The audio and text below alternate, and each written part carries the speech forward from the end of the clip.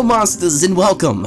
You have now stepped into another dimension, and yes, we brought chocolate pudding, but be warned because behind those virtual reality pink and white bushes lurks giant iguanas. They've been trying to steal the chocolate pudding since we put the pudding out on the picnic tables, so be sure to grab one up and we're gonna meet right over there. Okay, everyone got some pudding? Great! Anyways, monsters, so for tonight I have some creepy, scary, and maybe even stupid internet chain letters to share with you all. Now, there are many forms of chain letters that threaten death or the taking of one's soul by telling tales of other deaths. Chain letters state that if they're not sent out to other people, the receivers of the message will be killed by the spirit. So I thought, why not share 6 of them with you guys? Hold on to your chocolate pudding cups. Watch out for those iguanas, okay? And let the stories begin.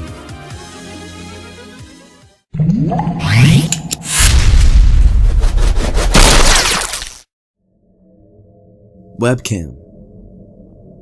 A 17-year-old girl went on the internet and found her mother was online also. She decided to start a quick conversation with her mom. They were typing back and forth. It was a conversation that would forever scar the girl.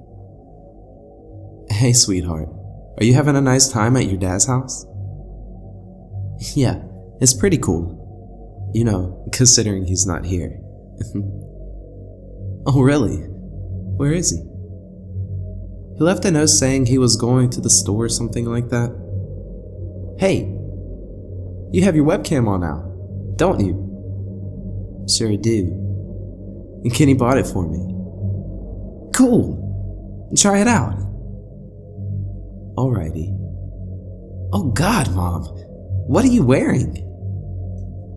New jammies. You like? No way! They're so out of style. Oh well. Hey Mom. Is Kenny there with you? No. Why? Mom, don't move. Just stay calm. There is someone in the doorway behind you. Don't scare me. I'm not kidding. Look in the reflection of the monitor. Then slowly grab the phone and call 911. Before her mother was able to reach the phone, an ice pick was stabbed into the back of her neck and yanked all the way across. That's the last image the girl ever saw of her mother. Blood from her mother's throat splashed all over the camera. The only thing visible were shadows. She saw this person tear her mother limb from limb. All she could do was watch in horror as the shadow killed the only person she loved. Now that you know this information, that same shadow will be standing behind you in 5 minutes. Ready to kill you unless you spread this to different people. I suggest you hurry.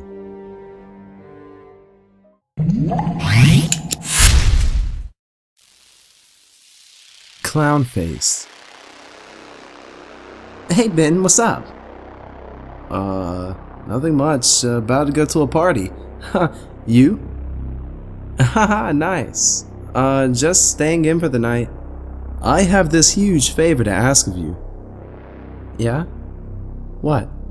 Can you please come over and watch my brother for me? I won't be able to go if no one watches him. Well, please, Beth. Alright, I'll be over in a few minutes. A few minutes later, Beth arrives at Ben's house. Hey, thanks so much. No problem. By the way, you look really nice. Thanks. Anyways, here's my number. Call me in about an hour and tell me how everything is, okay? Alright, bye. Then Ben left. Beth headed over to Ben's younger brother. Hey, sport. Hi, Beth. I'm really scared. Aw, don't be. I'm here. Let's turn on some TV. As Beth walked over to the TV, the lights suddenly went out. John freaked out and screamed. John, it's okay. I have a flashlight. Hold on. 1 second. Darn it. The flashlight doesn't work. Oh, okay. Let's go up to your brother's room. I think he has an extra one somewhere in there. Okay. As Beth and John headed up towards Ben's room, they heard a creepy laughter that brought chills up their spines. What was that? John, stop doing that. Let me call your brother and ask where the flashlight is. But I didn't. John's voice started to fade away. Hey, Ben, how's the party? Good, thanks. Listen, I gotta go. Can I call you in 5 minutes? Sure, but where's the flashlight in your room? Oh, it's under the bed, to the left, I think. Beth walks over to Ben's bed and screams. Oh my God! What happened? Oh, oh, nothing. I didn't know that you had a clown statue in your bedroom, especially the bloody knife in his hands. It looks so real. Where did you get it? Did you get it at the Halloween store or something? Beth, I don't have a clown statue in my bedroom. The line quickly goes dead. Ben started panicking and raced home as fast as he could. When he got home, he ran into his bedroom, where Beth and Ben were nowhere to be seen. He saw his brother lying on his bed. Ben rolls his eyes and says to himself, I can't believe Beth would play such an awful trick on me. He went and sat down at his computer and pulled up MySpace. He went into his MySpace account and checked his bulletins. He noticed that he had a random new friend. The profile picture was of a freaky clown face. That made him freak out a bit. Then he saw the mysterious clown friend had posted a bulletin called Clowning Around. Ben opened the bulletin and started to read it. This was the same bulletin that he saw last night. He got freaked out and did not repost it. Trembling, he got in his bed, next to his brother, and kissed his cheek goodnight. You can sleep here with me tonight, that's fine. Good night. And suddenly, the figure in the bed turned to Ben. Now, it's your turn. Ben let out a high-pitched scream. The clown killed him. After the job was done, the clown threw Ben under the bed along with Beth and John. If you don't send this link to 5 friends in the next 10 minutes, the clown will appear by your bed tonight while you're sleeping, and the same ending will happen to you.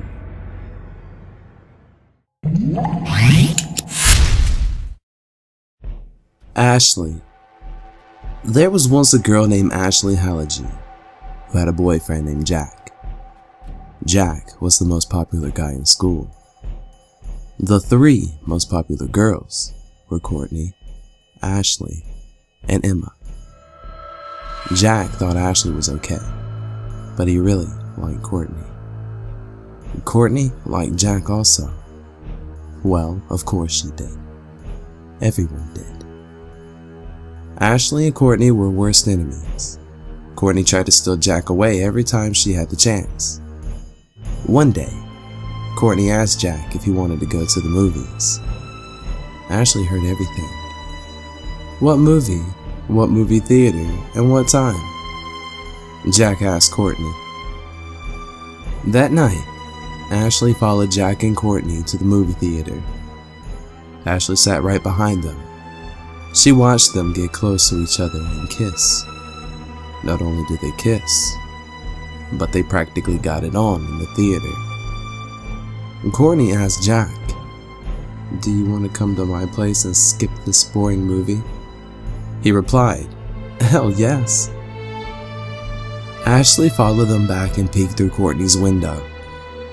Jack and Courtney were messing around and Ashley watched the whole thing. The next day at school, Ashley wasn't there. For the next few days, Ashley didn't show up. A week later, her mother found her dead in her closet. She had committed suicide because she loved Jack so much. Next to Ashley's dead body was a note. It read, "My dearest Jack, I watched you at the movies and at Courtney's house, and I will continue to watch you. I never thought you would do something like this to me. I really loved you, Jack. I died for you, just like Jesus died for us. Always with you. Signed, Ashley. Please send this to more than 15 people, or Ashley will haunt you and try to kill you because she wants everyone to know about how Courtney betrayed her. What Ashley Hallagy did to one person who did not send this? One girl was looking through her email and she deleted this message, thinking it was just another silly forward. The next day, she was found dead in her bed.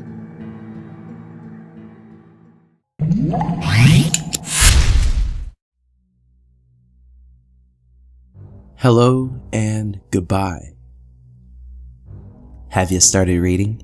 Good, because now you can't stop. If you do, you'll face the consequences.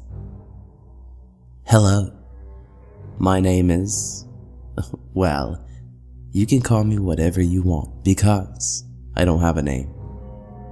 I am a 6-year-old girl. I was stolen away from my parents when I was just a baby. I have a good memory. The people who kidnapped me, tortured me, and hurt me badly, they made me become a pickpocket and steal for them. They made me become their slave and serve them hand and foot. They would cut me with knives and make me bleed slowly, just for their own amusement. They sliced me up, piece by piece. They chopped off my hair, my ears, my nose, and my legs. Well, I had my revenge. I still remember that day. If not for that day, the devil only knows where I would be, lying dead in some gutter, no doubt. But here I am. Dead. Yet alive. I bided my time, waiting and waiting. Then, when I saw my chance, I grabbed a butcher knife and I dragged myself into their bedroom, where they were sleeping peacefully. I crawled on top of them, and when they demanded to know why I wasn't sleeping in my cage under the floorboards, I just smiled. I still remember the words I said, the words that made me who I am. Hello, and Goodbye. I chopped off their legs, giggling and chuckling while they screamed in pain. I chopped off their arms, cackling as I watched the color drain from their faces. Then, I stabbed them in their wicked hearts and watched them die.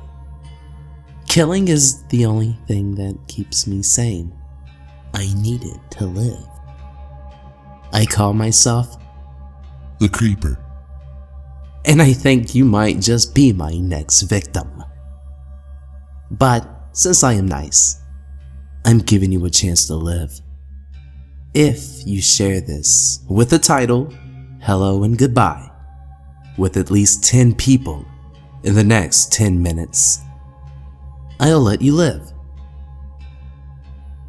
If you don't, you'll never sleep with the lights off again, because I'll be there in the darkness, waiting for you. I'll come to your house at 10:45 p.m., the same time I killed my kidnappers, and kill you in exactly the same way I killed them. So, what are you waiting for? You have 10 minutes. I'll see you soon.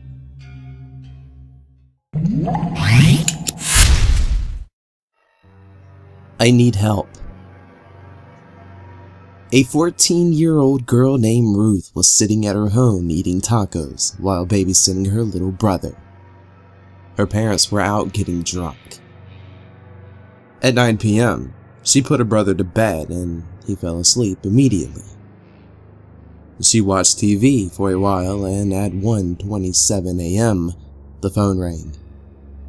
She picked it up and an eerie sounding voice said something in a foreign language that she could not understand. So she just hung up. Later on, at about 3:13 a.m., the phone rang again. The same voice came on the phone and said, Check your brother's room. Ruth said, "Who are you? And what's your problem?" Then she hung up again. She got scared and went to check on her brother, just in case. She opened the door and saw her brother hanging from the ceiling, dead. She called the police and they came right over. They did the whole inspection thing, and when she went to court and the judge found her guilty of first-degree murder of her brother, Pelswick Oswald III, she was sentenced to life in prison. This is no joke. It's the true story of a real family in Fork City, Utah. She haunts those who do not retell her story, and she thinks it's them that murdered her dear brother. If you do not send this to 5 people in the next 313 minutes, she will appear at your bedside at 3:13 a.m. and hang you, just like it was done to her brother. I repeat, this is not a joke. It's real, and there are consequences for disbelief in the death of Pelswick Oswald III.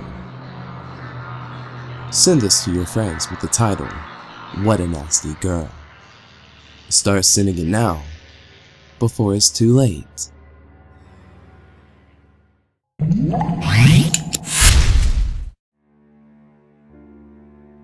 Mickey Mouse. This scary Mickey Mouse email is cursed, and once you start reading it, you cannot stop. Once you finish reading it, you must send it to 5 friends to undo the curse or suffer the consequences. If you do not send this on, a horrible fate awaits you. Tonight at 12 a.m., Mickey Mouse will come into your bedroom and kill you. This is no joke. So don't think you can get out by just deleting this email now, because Mickey Mouse will come to find you if you do. He will slit your throat and your wrists and pull your eyeballs out with a fork. Then he will slide your dead corpse under your bed. If there is no room under your bed, he will hang you in your bedroom cupboard. What are your parents gonna do when they wake up tomorrow morning and find you dead? It won't be funny then, will it? I hope you don't think this is just a fake message designed to scare you, because if you do, you are so wrong. So very wrong. Want to hear about some of the sad people who have been seriously hurt or lost their lives because of this email? Here we go. Case 1. Annalisa Richmond. She got this email. What a load of rubbish, she thought to herself as she deleted it. And now, Annalisa is dead, and probably lying under her bed, rotting and smelling up the house. Case 2. Louise Whitefield. She sent this email to only 3 people. That's too few, Louise. When she woke up in the morning, there was blood all over her bed and she was bleeding from her wrists. She had deep lacerations on each arm. Luckily, her parents had taken her to the hospital and she didn't die. But she came close, and now she is scared for her life. Case 3. Thomas Crowley. He sent this email to 4 people. Big mistake, Tommy boy. That night, Thomas was lying in bed watching TV. When the clock struck midnight, The TV mysteriously flickered and turned off. Thomas's bedroom lamp flashed on and off several times. Suddenly, it went pitch black, and Thomas looked to his left. There was Mickey Mouse, standing in white rags, blood dripping from his deformed mouse lips.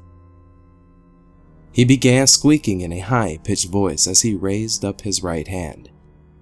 Mickey was holding a knife. Thomas disappeared.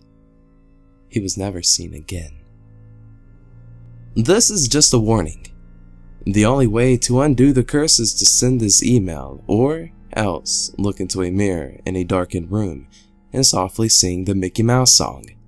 You know, the one that goes like, "Who's the leader of the club that's made for you and me? MICKEY MOUSE. Mickey Mouse. Sing that 3 times, and you'll be safe from Mickey Mouse. Monsters, look out!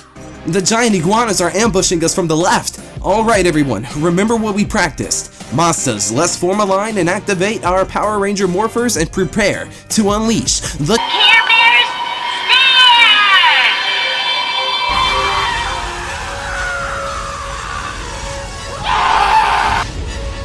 Yeah, great job everybody. Looks like we got those lizards on the run. Now I really hope you guys enjoyed these stories and the pudding.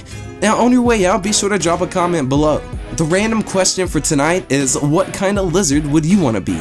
And Monsters, if we can get 6.5 likes on this vid, I will personally speak with Mickey Mouse and convince him to give us all tickets to Disney World and the underground tunnels under the park. And if you haven't done so yet, be sure to subscribe to the channel and become a monster today. Thank you guys so much for watching, and like always, until next time.